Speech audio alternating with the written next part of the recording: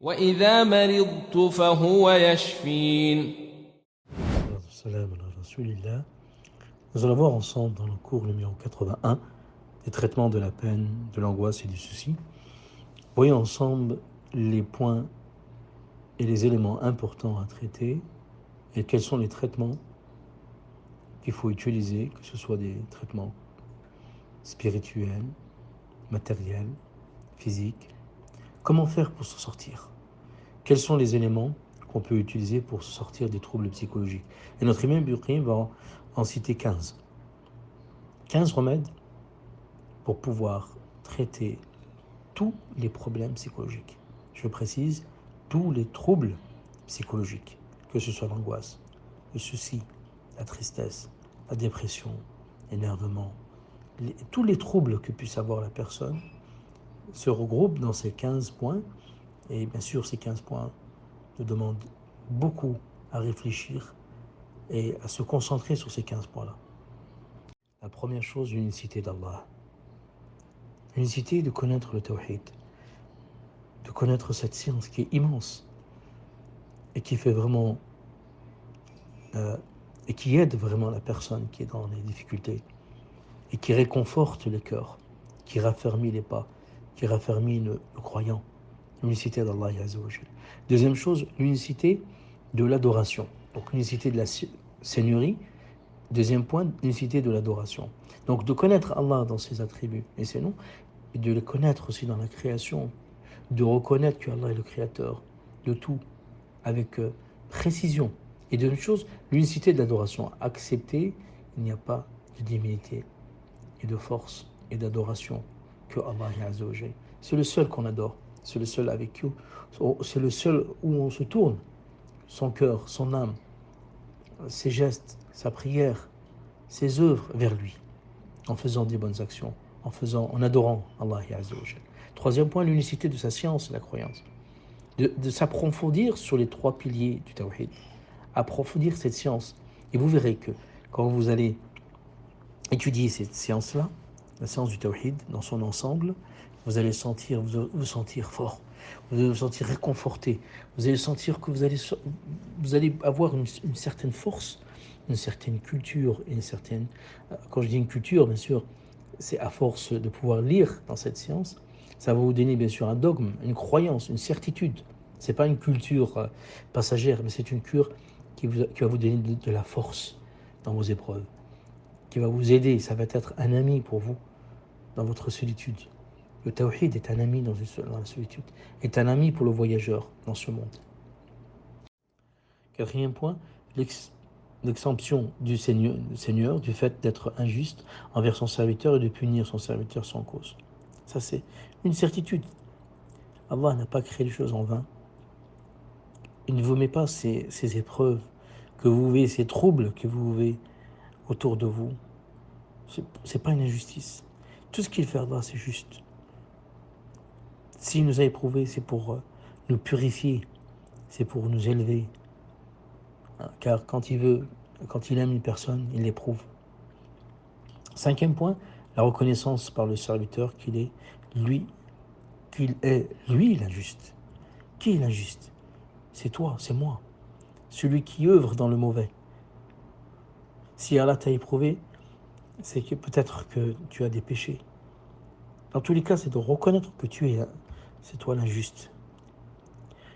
Il faut reconnaître cela. Sixième point, la recherche d'intermédiaires vers le Seigneur, parce qu'il aime le plus, et qui sont ses noms et ses attributs, parmi les noms et attributs qui ont le plus de sens, le vivant et le subsistant. Et là, on rentre dans la science des noms et attributs, et surtout de se concentrer et de lire des livres de nos savants sur ce thème-là. Des savants qui ont écrit énormément dans ce thème-là.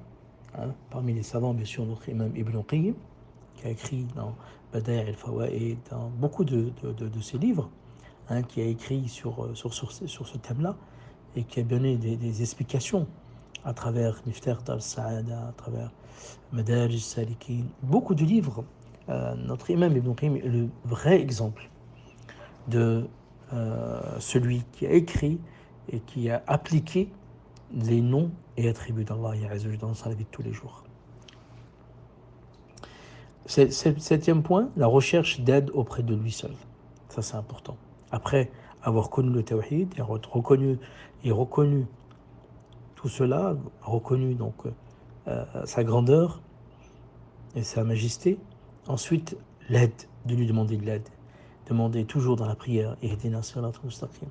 Guide-nous, ya Allah. On a besoin de toi. Iyyaka na'budu wa iyyaka nasta'in. On a besoin de ton aide. Tout le temps, on le demande à chaque prière. Pourquoi dans les prières on demande de l'aide? C'est qu'on a besoin de quelque chose qui nous soutient dans nos épreuves. Et justement, ces arrêts de prière nous aident justement à pouvoir demander cette aide. Dans tout ce qu'on fait, dans tout ce qu'on entreprend. Pas spécialement les troubles psychologiques. Dans tout ce qu'il y a dans toute l'adoration, dans toute notre vie, on a besoin d'aide. On a besoin de soutien. Et le seul soutien qu'on a besoin, c'est de notre Seigneur, celui qui nous a créés, celui à qui tout lui appartient. Huitièmement, la confirmation de l'espoir du serviteur. Ça, c'est important aussi. C'est la confirmation de l'espoir. Dites-vous qu'il y a toujours une issue. Il y aura toujours une situation où il y aura une porte qui s'ouvre. Ne vous inquiétez pas, il n'y a pas toujours la nuit. Le jour arrive, et les beaux jours arrivent. Le soleil, l'éclaircissement, la joie. C'est pas toujours noir. Des fois, bien sûr que la patience et l'espérance et l'espoir que Allah Azza wa Jal va ouvrir ses portes. Neuvième point, la réalisation de la confiance en lui, le fait de lui confier les choses et la reconnaissance que leur toupet est entre ses mains et qu'il administre comme il le veut, qu'il réalise entre son décret et qu'il est équitable dans ce qu'il décrète. Ça, c'est vraiment la pleine confiance en lui. Ça, c'est important, d'avoir confiance en Allah, la certitude que Allah va t'aider, que Allah est avec toi dans tes troubles psychologiques.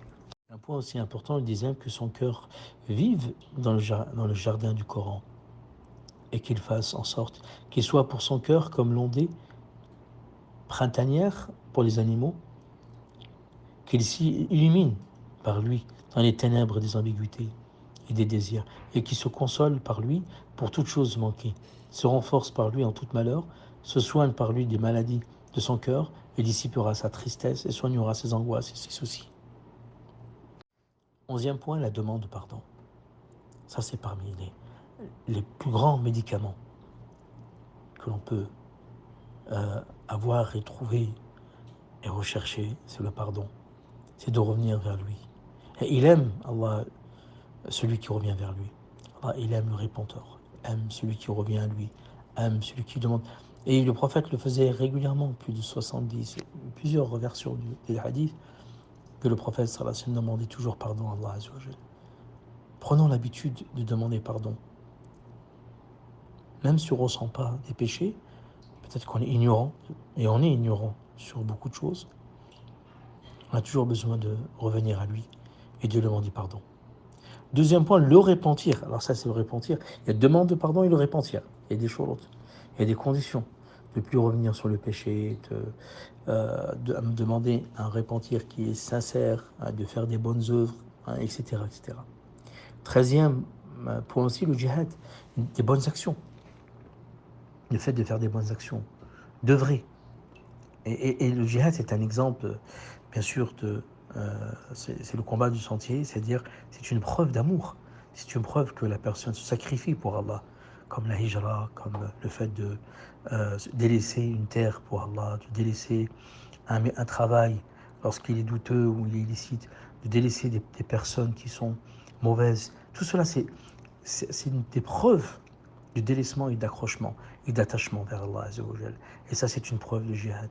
Le djihad n'est pas spécialement le combat vers le sentier, mais le djihad aussi de combattre son nefs contre l'illicite, de combattre son nefs à ne pas vivre dans des endroits qui sont illicites ou des endroits qui sont douteux, l'ambiguïté, de fuir l'ambiguïté et d'aller vers ce qu'Allah il aime, de ce qu'Allah il élève, de ce qu'Allah il nous demande. Donc ça c'est important. Donc les bonnes actions. Et bien sûr, 14e point, la prière. Bien sûr, il donne le djihad qui est vraiment élevé, qui est une action qui est assez élevée, mais ensuite il donne une action comme remède, il donne une action pour les troubles psychologiques, une action que tout le monde peut faire, la prière. Des fois on peut se trouver dans la tristesse, ou dans la dépression, de se réfugier dans la prière. De se réfugier comme faisait le prophète, sallallahu alayhi wa sallam. De se réfugier, faire de la Ka'a, 2 unités de prière, et de demander à Allah la protection, dissiper le tourment, dissiper ces problèmes-là. Allah est auprès de toi. Il te voit, il te regarde au-dessus de son trône. Il est avec nous, avec sa science. Il est présent. Et il aime qu'on demande, il aime qu'on se prosterne, il aime qu'on s'humilie devant lui. Il aime ça, Allah Azza wa Jal. Il est capable de tout. Il est capable de dissiper ce malheur. Il est capable de réconcilier les choses, de refaire les choses, de t'apporter des choses nouvelles, de te donner des choses nouvelles, de se réfugier dans la prière. De se réfugier dans la prière. Ça, c'est important. Un dernier point aussi important contre les troubles psychologiques, c'est bien sûr l'exemption de force et de puissance en les attribuant à celui qui les possède seul. Là, c'est vraiment le top. Là, on est arrivé, la personne a tout fait, a œuvré, a même cherché les remèdes naturels, va utiliser des remèdes naturels, va utiliser la ruqya, va utiliser hijama, va utiliser des bonnes œuvres, va faire des prières, des aumônes, du pardon, va utiliser tous les moyens qu'il faut. Va apprendre le tawhid. On en a plein comme ça. Des gens qui viennent nous voir dans le cabinet et nous disent, voilà, j'ai essayé la ruqya, j'ai essayé la hijama, j'ai pris tel produit, j'ai utilisé tel médicament, j'ai utilisé des antidépresseurs naturels, des antidépresseurs, mais ça n'a pas changé. Ils ont oublié une chose qui est importante, un médicament qui est puissant. Et là, notre imam Ibn Qayyim, l'exemption de force et de puissance, en les attribuant à celui qui les possède seul. Ni le médecin, ni le thérapeute, ni il n'y a de force et de puissance que Allah Azza wa Jal. Ça, c'est très important. Et c'est pour ça que c'est la clé, et c'est des trésors du paradis. La hawla wa la quwwata illa billah. Il n'y a de force et de puissance qu'en Allah. Et ça, c'est vraiment un exemple et une preuve du tawhid. Et vous allez voir qu'après, c'est pour ça que c'est les trésors du paradis. Et c'est un des trésors de ce monde, de reconnaître que la force et la puissance est en Allah Azza wa Jal. C'est pour ça que c'est un trésor. Et vous savez qu'un trésor, on vit avec, on s'enrichit. Et la plus grande richesse que puisse avoir la personne, c'est le tawhid. Et on va voir justement le prochain cours, l'influence de ces remèdes sur ces maladies.